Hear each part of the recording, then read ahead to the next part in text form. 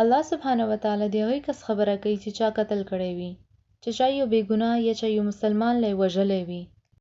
نو الله وی چې هغې کس باندې زما غضب او لعنت دی او هغه به همیشه لپاره دوزخ کې به سوځي. ومن يقتل مؤمنا متعمدا فجزاؤه جهنم خالدا فيها وغضب الله عليه ولعنه وعد له عذابا عظیما.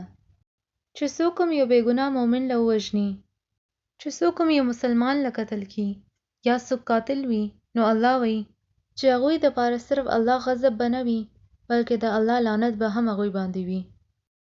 قرآن کې داسې آیتونه ډېر لږ دي چې کوم کې د الله غضب او لعنت ذکر یو ځای کې شوی وي. الله اکبر، دا ډېره لویه خبره ده.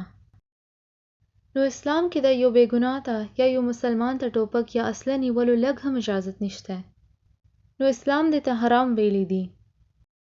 او یاد ساتئ چې تاسو څومره هم غیر مسلمانانو ته ګورئ، ممکنه ده چې هغوی دننه مسلمان وي. کیدای شي څومره هم د غیر مسلمان دي، هغوی ته اسلام ورسي او هغوی سبا مسلمان شي.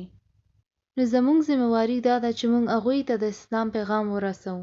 او څومره هم خلک دي چې کوم اسلام داسې قبولوي چې څنګه موږ ځان له غواړو.